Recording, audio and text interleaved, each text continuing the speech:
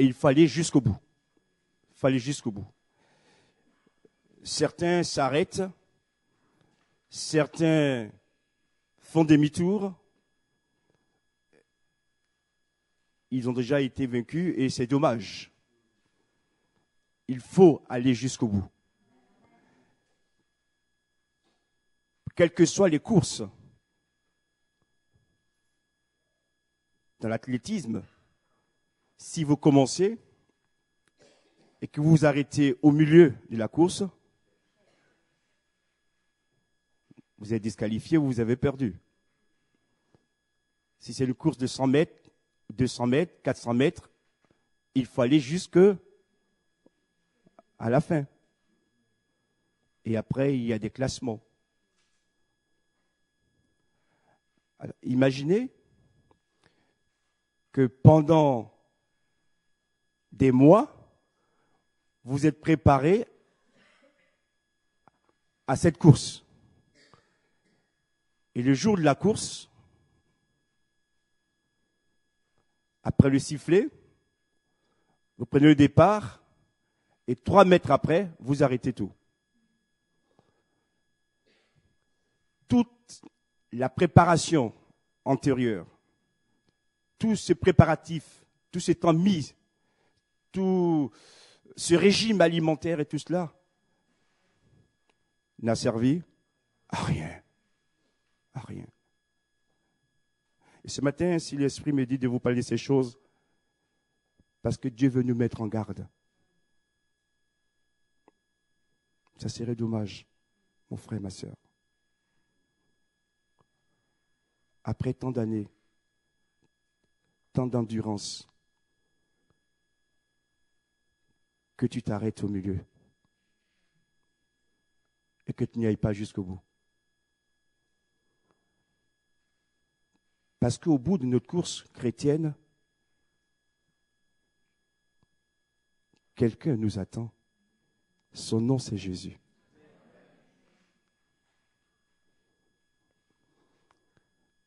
Et la couronne qu'il nous remettra, c'est une couronne qui est incorruptible.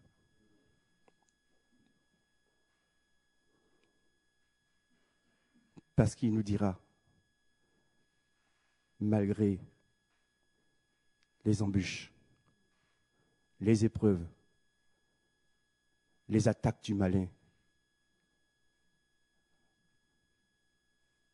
le découragement, tu es allé jusqu'au bout.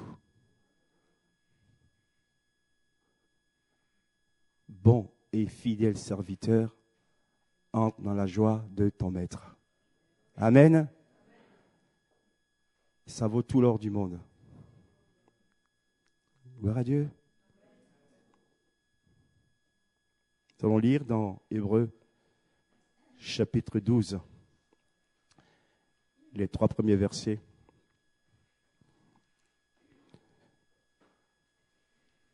Ça s'affiche sur l'écran pour ceux qui n'ont pas leur Bible. Nous donc aussi, puisque nous sommes environnés d'une si grande nuée de témoins, rejetons tout fardeau et le péché qui nous enveloppe si facilement. Et courons avec persévérance dans la carrière qui nous est ouverte, ayant les regards sur Jésus, qui suscite la foi et la mène à la perfection. En échange de la joie qui lui était réservée, il a souffert la croix, méprisé l'ignominie, et s'est assis à la droite du trône de Dieu. Considérez en effet celui qui a supporté contre sa personne une telle opposition de la part des pécheurs, afin que vous ne vous lassiez point l'âme découragée. Amen. La vie chrétienne, ici, est comparée à une course. Et une course qui s'est faite dans un environnement. Et dans cet environnement, il y a une grande nuée de témoins. comme dans les stades d'ailleurs. Il y a toujours des spectateurs qui regardent les coureurs. Et si l'auteur ici parle de nuée, de témoins, c'est parce qu'il veut nous faire comprendre qu'au-delà des spectateurs qui nous regardent sur terre, il y a aussi des témoins dans le ciel qui nous regardent. Qui nous regardent. Qui nous observent. Ce sont des témoins de la vérité, de la vie par la foi, parce qu'ils ont eu déjà l'expérience. Et le chapitre 11 est là pour nous aider à comprendre que nous ne sommes pas les premiers, nous ne serons pas non plus les derniers. D'autres hommes et femmes nous ont précédés et sont allés jusqu'au bout de leur course. Nous devrons imiter leur exemple. Et l'auteur va nous donner des conseils pour que nous puissions avancer dans cette course et ne pas être freinés.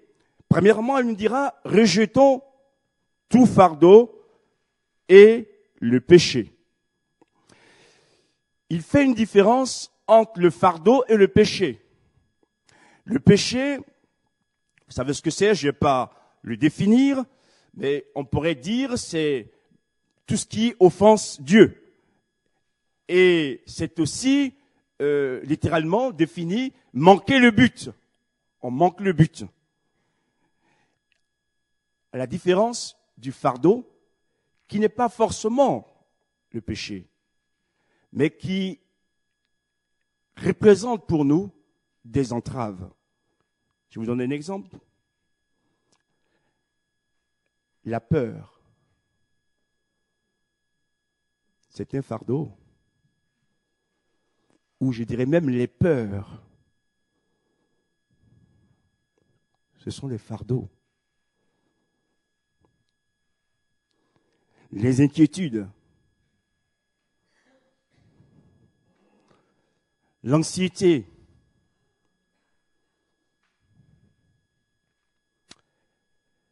Sans parler de toutes nos traditions propres. Quel temps il fait?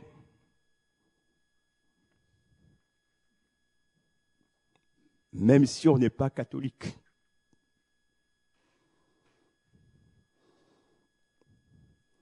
Dès que nous nous levons, que les yeux s'ouvrent à la lumière, si on est mal réveillé, déjà, la journée commence mal. C'est un fardeau aussi.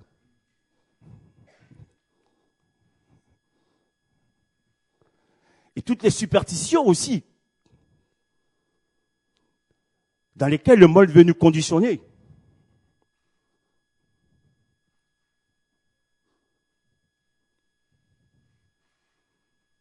Si vous passez sous une échelle, et qu'au travail, le patron est acariâtre, virulent avec vous, vous allez dire, ah, mais c'est vrai, j'ai compris, hein.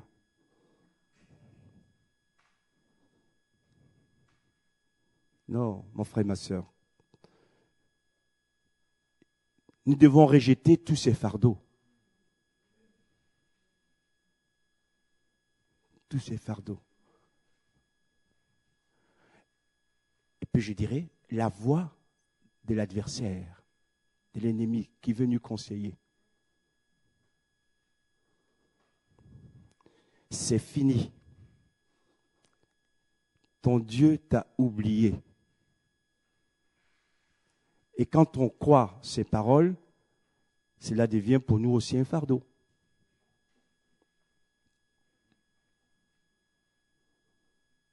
Quand l'ennemi te dit que ton péché ne sera jamais pardonné, c'est aussi un fardeau. Le sang de Jésus nous purifie de tout. Amen. Donc il faut rejeter à la fois tous ces fardeaux. Et le mot fardeau ici en grec, on peut le traduire en français par poids. C'est un poids. et le poids qui nous alourdit dans la marche, dans la course. Quand vous faites une course et qu'on vous met des boulets, vous aurez du mal à avancer. Hein. Et certains, parfois, je dis pas toujours, dans notre course, on a des boulets. Et on ne peut pas avancer. Donc tout cela, il faut le rejeter. Gloire à Dieu. Ne dites pas, Seigneur, rejette le fardeau pour moi. Non, c'est à nous de le faire. Rejette le fardeau qui te pèse et qui t'empêche d'avancer dans la course ce matin. Rejette le péché aussi qui entrave ta course. Et si c'est écrit dans la Bible, c'est que tu peux le faire, je peux le faire.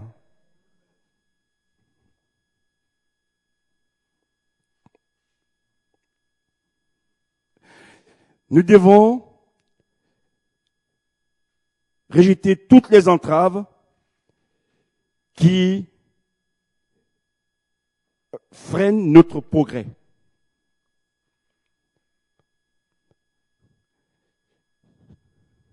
Je n'ai jamais vu quelqu'un courir et qui recule à la fois. Vous avez déjà vu quelqu'un courir et reculer à la fois? Même les extraterrestres ne peuvent pas le faire. Quand on court, on avance. Oui ou non? Quand on a fait 1 mètre, après on fait 2 mètres. 3 mètres, 4 mètres, 5 mètres. 10 kilomètres, 25 kilomètres. Il faut avancer. Nous devons avancer.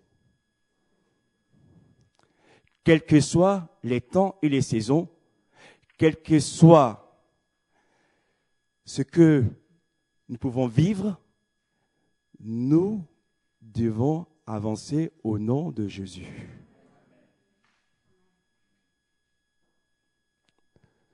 Donc, ne reculons pas, mais avançons.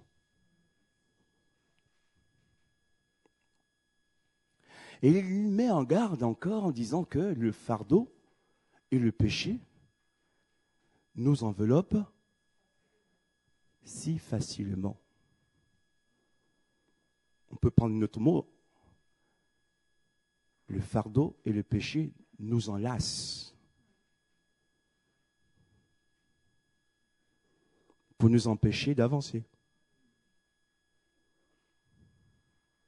Ce matin, Seigneur, nous voulons écouter ta parole.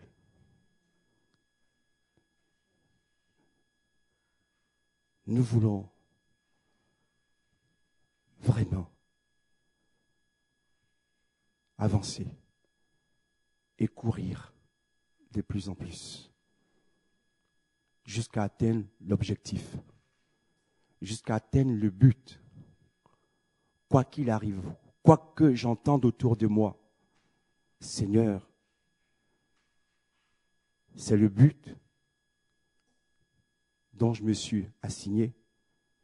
C'est ce but que je veux atteindre pour te voir. Amen.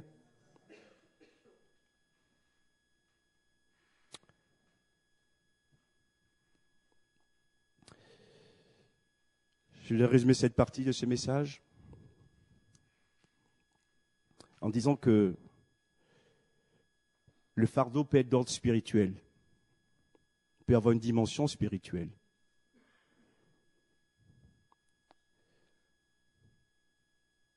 Le doute, par exemple, c'est un fardeau. Parce que le chrétien, il marche par la foi. Quand le doute s'installe, ça devient lourd. L'horizon est bouché. C'est donc d'ordre spirituel. Ça peut être aussi d'ordre matériel.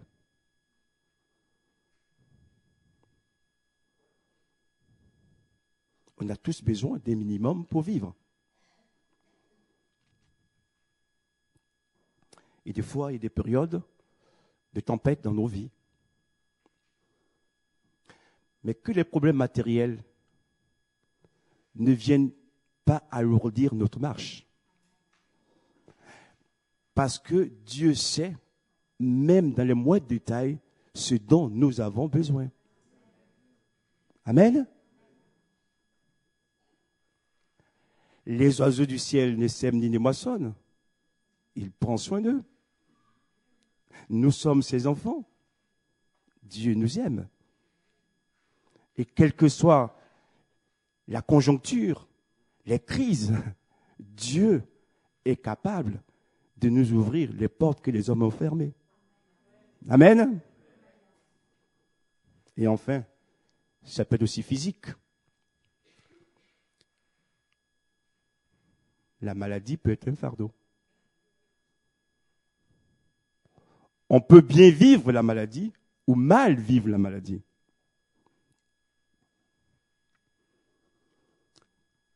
Quand vous apprenez le matin que vous avez un souci majeur de santé, alors que vous ne vous attendiez pas à ça, tout peut s'écrouler autour de vous.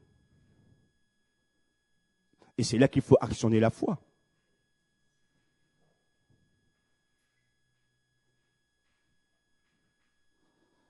Parce que toutes ces choses, si vous m'avez compris,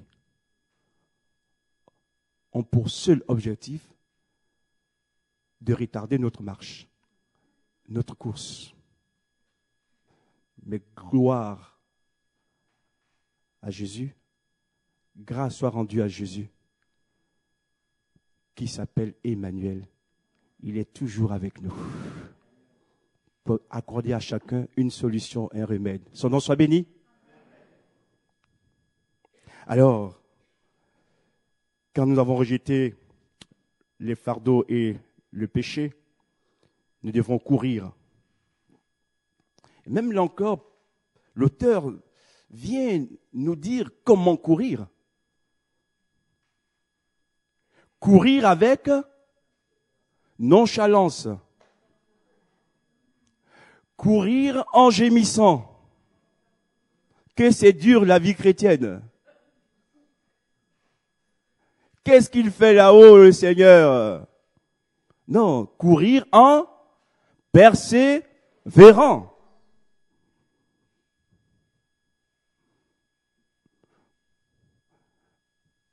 C'est au participe présent, c'est une action continue.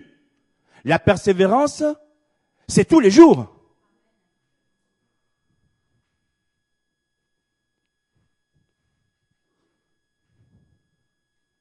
Et même jusqu'à perdre le souffle, la respiration. Mais tant qu'on n'est pas arrivé au bout, qu'on n'a pas franchi la ligne d'arrivée, on avance.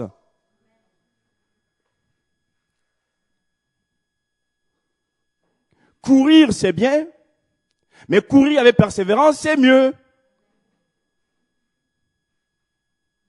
Et dans les temps dans lesquels nous entrons, frères et sœurs, je ne vous en prends rien, nous aurons besoin de plus en plus de persévérer.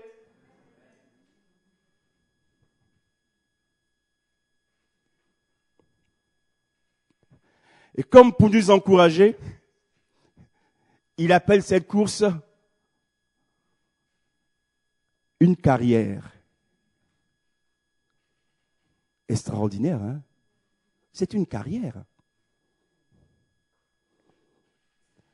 C'est pas une course, c'est pas la course de la mort, c'est la course de la vie.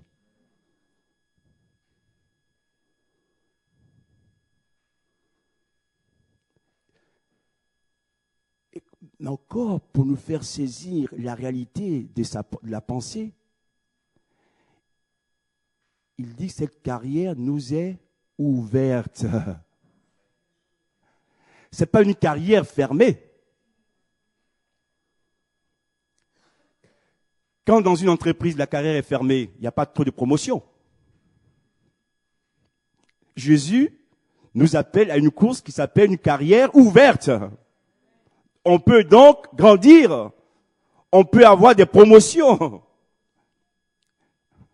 Et pourquoi cette carrière ouverte? Parce qu'il est passé là avant nous. Il ne me mettra jamais une épreuve qui soit au-dessus de nos forces. Et nous pouvons donc, chacun à son tour ou à son rythme, avancer. D'ailleurs, dans la course, il y a plusieurs courses. Il y a le marathon.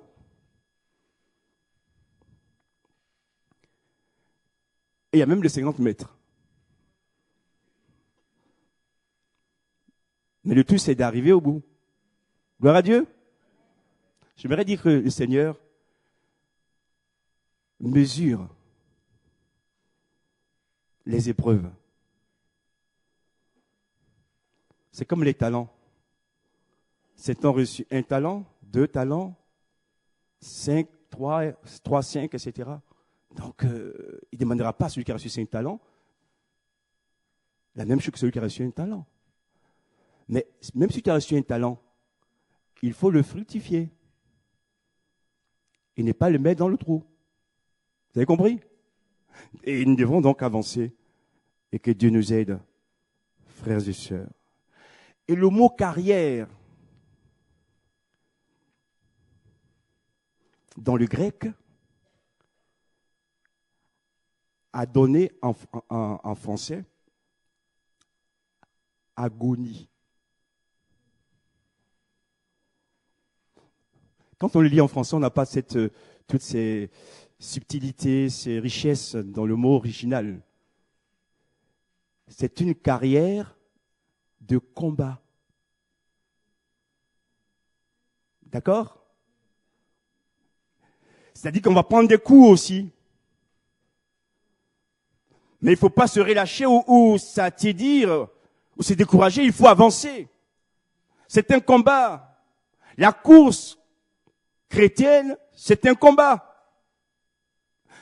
Comme la prière, c'est un combat. C'est pas facile. Si quelqu'un veut vous prêcher que c'est facile, comme d'ailleurs cette théologie qui fait beaucoup de dégâts dans nos églises, la théologie de la prospérité, qui est issue de Toronto, où un chrétien doit être toujours riche, fort, jamais malade. Oh, c'est pas ce qui est écrit, hein?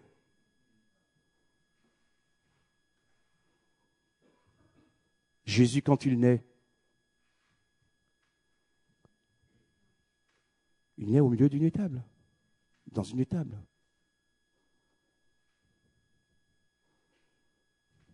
Quand il meurt, entre-temps, tout ce qu'il a souffert, il meurt sur une croix. D'accord? Mais, que ce soit depuis sa naissance, jusqu'à sa mort sur la croix, Dieu était toujours avec lui. Amen? Puisque Dieu va le ressusciter d'entre les morts.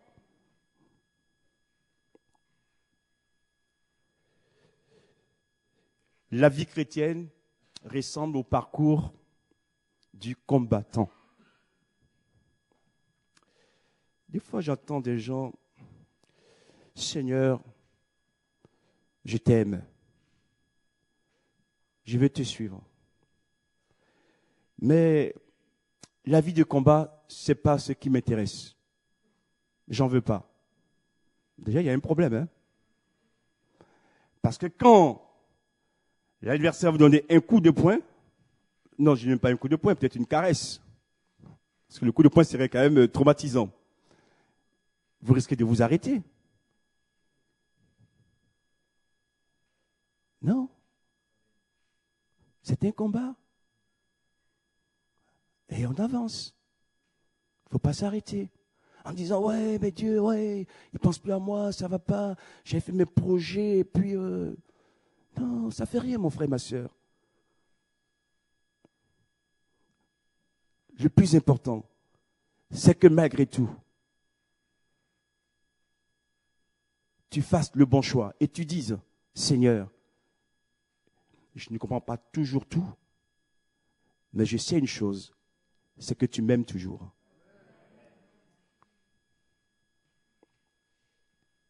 Et dans ce chemin, dans cette course, il y a des obstacles. Il y aura toujours des obstacles.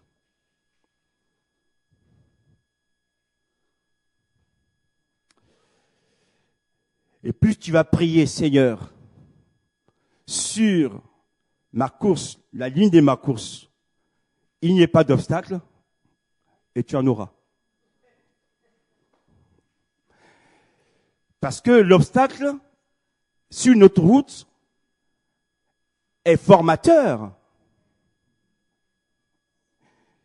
C'est pas pour juger, comment je vais le dire ça, les enfants actuels ou certains jeunes, pas tous les jeunes, hein, par rapport à notre société.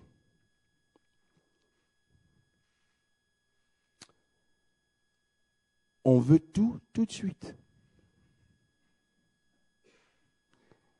On veut tout cuit. Certains arrivent, mais ils n'ont pas de vigueur. Ils n'ont pas de force. La moindre tempête sur leur route, ils tombent. On a connu, pour certains d'entre nous, des privations. Des fois, on a dit, les parents étaient trop fermes, trop rigides. Mais aujourd'hui, on leur rend grâce. On rend grâce à Dieu pour cela. Amen.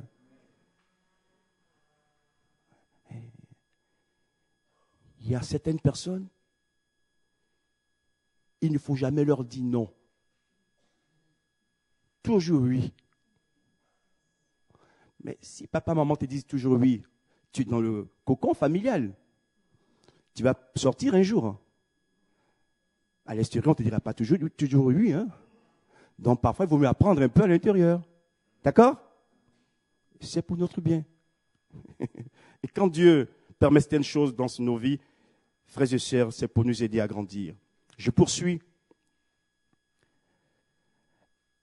Ayant rejeté ces choses, pour cette course qui nous est ouverte, il nous donne aussi un deuxième conseil. Ayant les regards sur Jésus. Est-ce que c'est compliqué? Ayant les regards sur Jésus. Si tu veux que ta course soit efficace, jour après jour, aie tes regards fixés sur Jésus.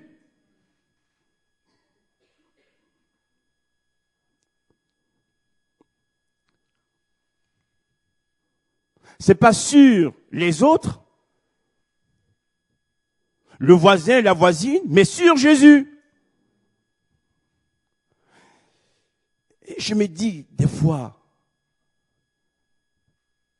je répète, frères et sœurs, qui est mort à la croix pour nous? Jésus. Qui nous a sauvés? Jésus. Qui nous a donné l'Esprit Saint? Est-ce que il nous a trahis un seul instant? Jamais. Donc, on doit pouvoir avancer avec lui et pour lui.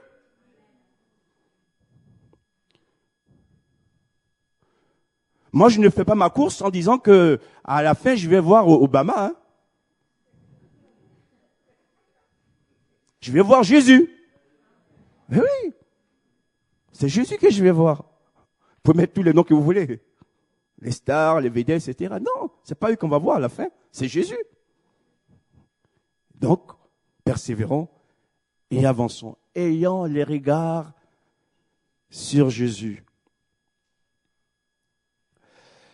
Et littéralement, ça signifie regardant continuellement Jésus. Continuellement. Ne laissons personne, ne laissons pas les soucis, les peurs, les vents contraires nous détourner de regarder Jésus. D'ailleurs, vous avez dans la Bible un exemple frappant, c'est celui de Pierre qui marche sur les eaux. Dès que le vent s'élève, qu'est-ce qu'il fait? Il regarde aux éléments. Et qu'est-ce qui se passe? Il s'enfonce. Tant qu'il avait les regards fixés sur Jésus, il pouvait marcher sur les eaux. Gloire à Dieu. Tant que nous aurons les regards fixés sur Jésus, ce qui semble être mouvant à nos pieds deviendra dur parce que Jésus nous donne l'énergie et la force d'avancer. Et ça signifie aussi, regarder Jésus, c'est le fixer. C'est un regard qui fixe. Donc, il ne se promène pas. Un regard fixe sur sa personne. Regarder à Jésus renouvelle notre courage. On a besoin d'être encouragé. Quand on le regarde, qu'on voit son doux visage, son regard d'amour posé sur nous, c'est un baume au cœur et ça nous encourage à avancer. Amen. Et cela va aussi renouveler notre espérance. Seigneur, tu es là. Il va parler de Jésus. Il va dire premièrement que Jésus est le chef de notre foi. C'est-à-dire, il est la tête. Il est la source. Il est le principe de la foi. Tout vient de lui et tout répare à lui. C'est pourquoi il est la tête. J'aimerais te poser une question, mon frère, ma sœur.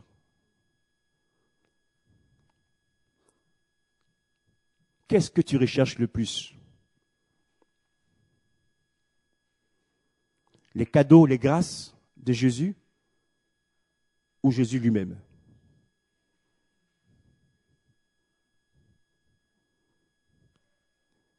On nous raconte cette histoire.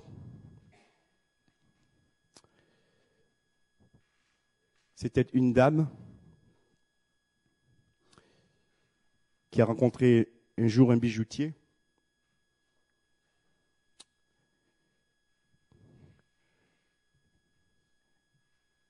Et il est né entre eux une amitié et aussi donc un rapprochement. Et le bijoutier l'a fait entrer dans sa bijouterie et lui dit voilà, tout ce qui est ici, tu prends tout ce que tu veux. Les bracelets en or, les bagues en diamant.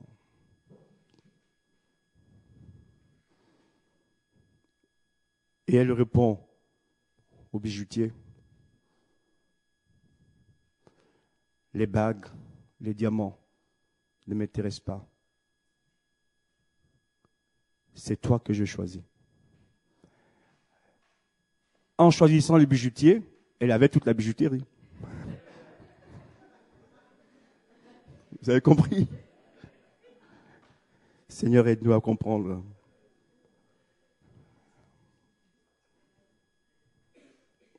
Le chef, il est celui qui nous introduit dans le chemin d'une vie d'obéissance à Dieu. Le chef de la foi, vous ne voyez pas toujours la foi puissante, la foi agissante. Si, il y a cet élément. Mais ici, parce qu'on est dans une course, il faut être dans le contexte des Écritures. Le chef de la foi, il est le chef de la fidélité. Et ça nous parle d'obéissance. Voilà. Donc Jésus est celui qui nous introduit dans le chemin d'une vie d'obéissance à Dieu. Si on rejette le fardeau, le péché, et qu'on a le regard fixé sur Jésus, il va nous aider à vivre une vie d'obéissance à Dieu. Et plus notre vie est soumise à Dieu, et plus la course est légère. Et on avance. Gloire à Dieu. Ça vaut toutes les vitamines. Dépendons de lui. Et il dira aussi, deuxièmement, Jésus est le consommateur de la foi. C'est la raison pour laquelle, frères et sœurs, nous prions au nom de Jésus. Ce n'est pas un slogan, ce n'est pas une formule magique. Au nom de Jésus, pour ce qu'il a fait pour nous. Parce qu'on ne peut pas aller nous directement vers le Père. Et c'est lui qui a introduit le chemin, qui nous libère pour que nous puissions demander les choses au Père en son nom. D'ailleurs, je vous l'ai dit, je le répète aussi ce matin, l'un des ministères actuels puissants de Jésus, c'est d'être assis à la droite du Père et de prier pour nous. Il intercède pour nous. Amen. Même dans la course, quand on est fatigué, quand on a du mal à avancer, il nous voit et il prie pour que nous puissions avancer. Alléluia. Jésus a amené la foi à son achèvement. Et c'est le même mot qui est utilisé dans ces textes également. Quand Jésus dit tout est accompli. Il est l'exemple parfait de la foi. Jésus est au début et à la fin de notre course. Ça devrait aussi nous rassurer. C'est-à-dire, au début de la course, Jésus y est. Et à la fin, il y est aussi. Je suis l'alpha et l'oméga. Je suis le commencement et la fin. Il est au milieu. Et quand le diable vient pour nous séduire, Jésus est au milieu. Tant que nos yeux sont fixés sur Jésus, qu'on reçoit de lui, il nous garde, il nous préserve pour que nous puissions avancer, frères et sœurs.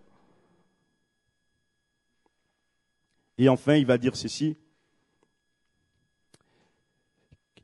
En vue de la joie qui lui était réservée, a souffert la croix. La joie réservée, c'est le prix de la course. C'est la couronne de vie. Vous réalisez, frères et sœurs, qu'à la fin de la course, même fatigué, épuisé, le cadeau que Dieu nous donne, c'est la joie. Amen. Quelque part, il va nous renouveler, ôter toute la fatigue, pour que nous soyons dans sa présence pour toujours. Il a souffert. C'est une course qui part de souffrance aussi. Et lui, la fin, pour Jésus, ce fut la croix. Dites-moi, il savait qu'à la fin, il allait mourir, Jésus. Si vous étiez à sa place, on vous dit, vous faites la course, mais à la fin, on vous met à mort. Comme moi, vous faites comme ça. Mais Jésus est allé jusqu'au bout. Hein? Quel amour, quel exemple vous nous donne, frères et sœurs. Nous, pour un oui, pour un non, on boude. Pour un oui, un non, on arrête tout. Et lui, il est allé jusqu'au bout de sa course. Il a souffert injustement. Et pourquoi? Parce qu'il savait que le Père lui réservait quelque chose de plus grand, au-delà de la croix. Amen.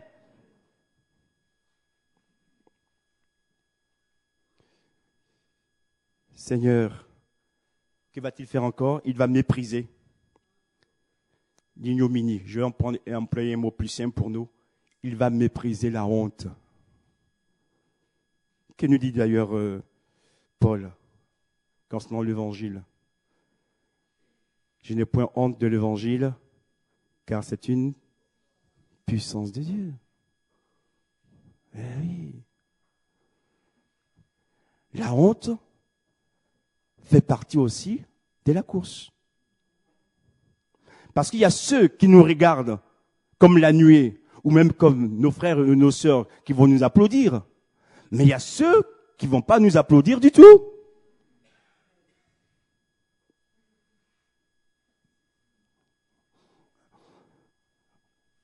Tu m'as pas applaudi, bon, là je m'assis alors, je n'avance plus. Tu attends les applaudissements pour avancer tout le temps? Et il y en a qui n'avancent que par les applaudissements. Mais non. Il n'y a pas tous les applaudissements. Parce que dans la course, comme dit le texte encore, fixons nos regards sur Jésus. Lui, il me voit. Applaudit ou pas applaudit, peu importe, il faut avancer. Gloire ou pas gloire, il faut avancer. Et des fois, on est humilié.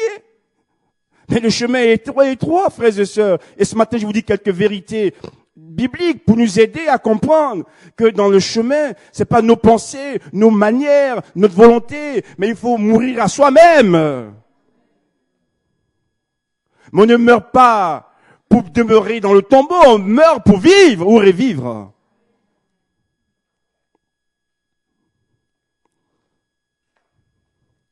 Et oui, frères et sœurs, ce matin, que le Seigneur vraiment nous ouvre les yeux sur la réalité, la vie spirituelle, sur Jésus-Christ et sur le combat que nous avons à mener. Il est avec nous. Il faut parfois savoir mépriser la honte. C'est-à-dire qu'il ne faut pas que la honte qu'on peut mettre sur vous surcharge et vous arrête. Mais que vous preniez autorité sur tout ce qui est mauvais qui pourrait vous arrêter sur la course. Jésus a balayé la honte. Non, le but c'est que j'avance. Il a méprisé la honte. Et des fois, il faut savoir mépriser, il faut savoir rejeter, refuser la honte pour avancer.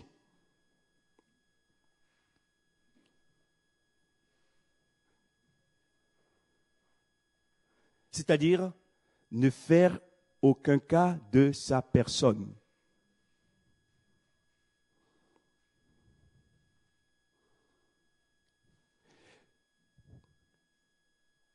Si je vis, ce n'est plus moi qui vis, c'est Christ qui vit. Donc mon moi est mort.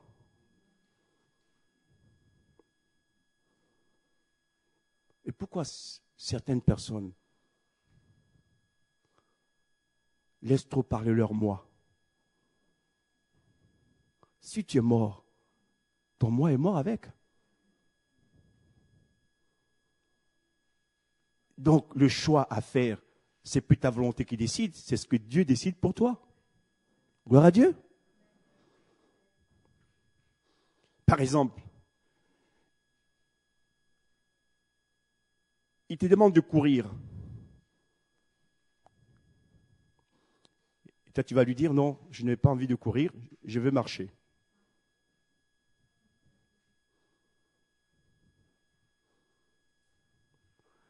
Bon, d'accord, marche. Et puis tu lui dis, non, je ne veux plus marcher. Je veux nager maintenant. Vous voyez, ça va dans tous les sens. Il faut que nous nous soumettons à ce que Dieu exige de nous. Si nous voulons voir sa gloire, frères et sœurs.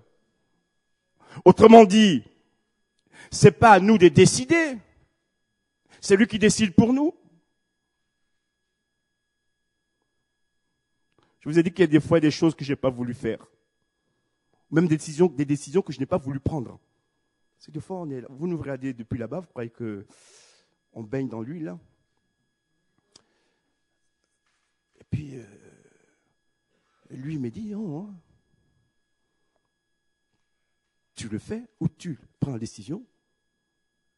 Sinon, c'est moi qui règle les choses. Mais aucun homme ne peut pas résister contre Dieu. Hein. Vaut mieux obéir à Dieu. D'accord? Ça peut faire peut-être au départ souffrir, mais la fin, les résultats portent toujours la vie.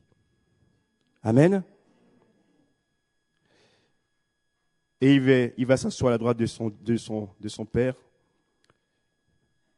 Il a la couronne qu'il va avoir après le combat. Il n'y a pas de couronne sans combat.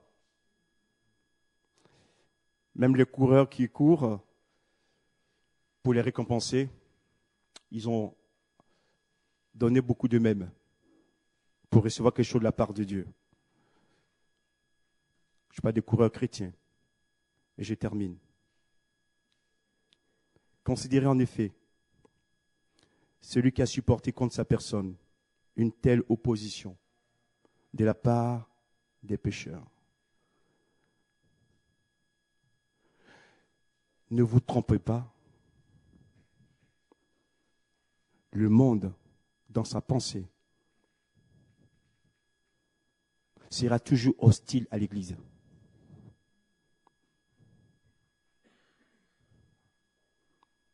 Tant qu'ils ne sont pas touchés par la grâce, ne vous y trompez pas. En ce moment, il y a une question dans notre pays, c'est l'homosexualité.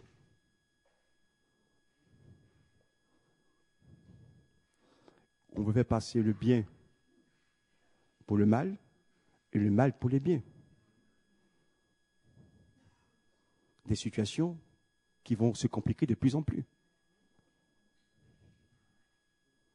On a intérêt vraiment à bien faire la course. Je termine. Afin que vous ne vous lassiez pas, l'âme découragée. Et j'ai dit, Seigneur, merci pour cette parole. Il associe le découragement, je termine, à l'âme. C'est une clé aussi.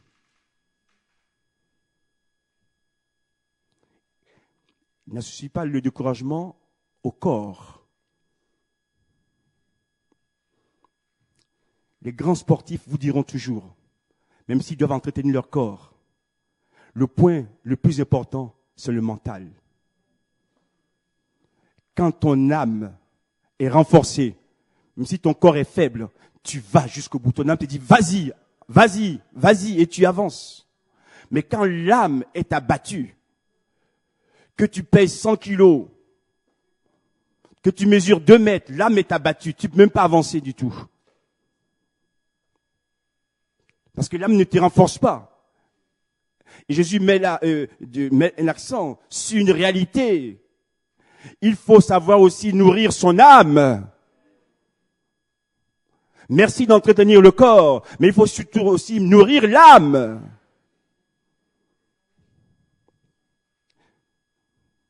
Et quel est le problème fondamental de notre société actuelle? On pourrait dire que dans l'ensemble, au niveau des richesses par rapport à d'autres pays, ils sont quand même assez bien lotis. Pourquoi la misère? Pourquoi la souffrance? Pourquoi tant de suicides? Parce que l'âme est malade.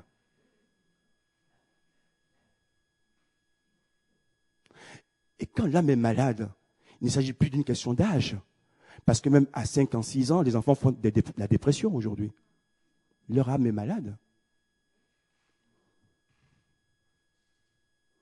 Mais qui, mieux que Jésus, peut soigner, guérir notre âme? Qui, mieux que Jésus, peut connaître l'état de notre âme ce matin pour nous apporter une solution, une guérison, une délivrance?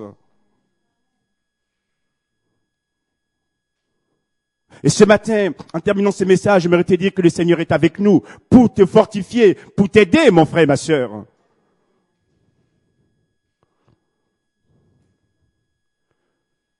Et puis au bout de la course, le corps va retourner à la poussière, mais l'âme retourne à Dieu. Gloire à Dieu. Comment vais-je le dire? Faut pas arriver sans jugement. C'est l'exemple que je donne. À la fin de la course, avec un corps obèse et une âme, dites-le, affamée, chétive. Oui. Parce que dans la course, le monde est là pour nous faire des propositions. Mais le monde n'a jamais nourri l'âme. Il n'y a que Jésus seul qui nourrit l'âme. À lui soit la gloire. Merci Seigneur pour ta parole. Merci de nous encourager, d'ouvrir nos yeux. Tu sais où nous en sommes les uns les autres dans la course. Et ce matin, pour ceux qui se sont arrêtés, je te prie de les aider. Pour ceux qui, au lieu de courir, marchent, viens leur donner aussi ton énergie, ta vitamine. Seigneur, merci vraiment Pour ceux qui traversent la dépression, viens renforcer leur âme au nom de Jésus. Parce que nous voulons aller tous ensemble jusqu'au bout pour te voir. Pour te voir. Toi qui nous attends à l'arrivée, Seigneur. Merci pour cette parole. Merci pour ta présence. Merci de guérir nos cœurs, nos âmes. Merci de nous parler.